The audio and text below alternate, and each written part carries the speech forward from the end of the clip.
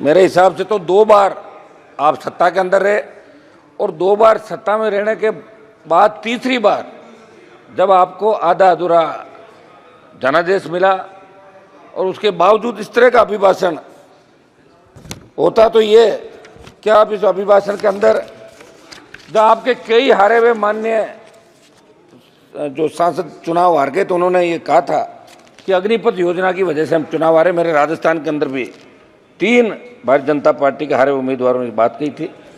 समझ मोदे अग्निपथ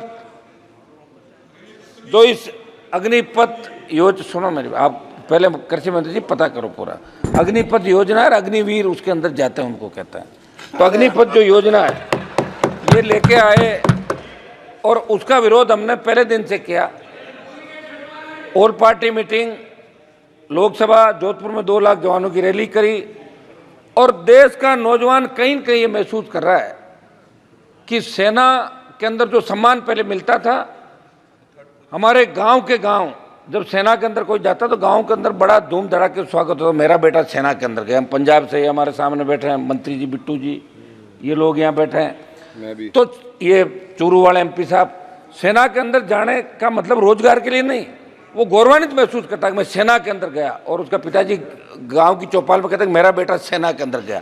ये बड़ी बड़ी सादत 62, 65, 71 कारगिल की लड़ाइयों के अंदर हमारे नौजवानों ने दी। हरियाणा, पंजाब, उत्तर प्रदेश, राजस्थान और जितने अलग अलग रेजिमेंट जो हमारी बनी सेना के अंदर, वो रेजिमेंट का एक अलग नारा होता है और वो रेजिमेंट किस तरह लड़ाई लड़ती है।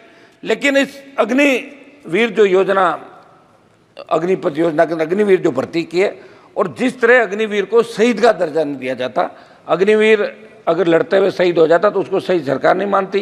जैसा रक्षा मंत्री जी कहते कि 1 करोड़ रुपए दे रहे हैं, तो 1 करोड़ रुपये कोई मायने नहीं रखता साहब।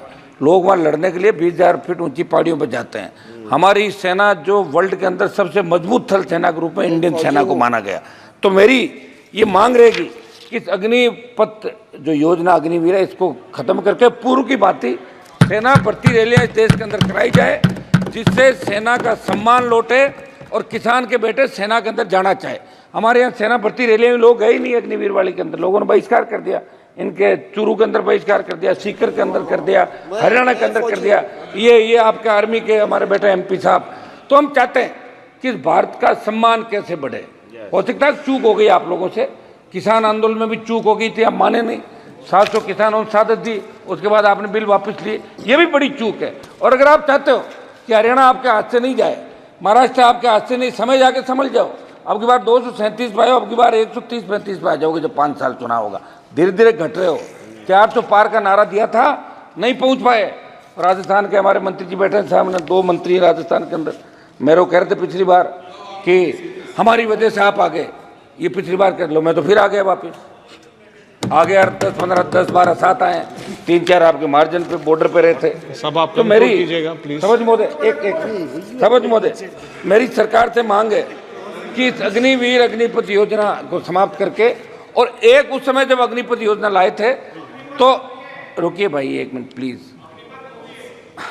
मूवी अलग है, इस योजना का नाम पढ़ ले, आप सुनो, पहले पढ़ाई करो, तैयारी करो। सिवाय मोदी जी के नारे लगाने के कुछ नहीं करते आप लोग, मोदी जी ही करते, पढ़ा करो। तो मेरी ये मांग रही कि शपथ में अग्निवीर अग्निपथ को समाप्त करके और नए सिरे से सेना के सम्मान के अंदर बहुत चिंतित है पूरा देश, और आपके अंदर भी इस बात को लेकर हलचल है निश्चित रूप से। जब इस बार वोट की चोट लगी है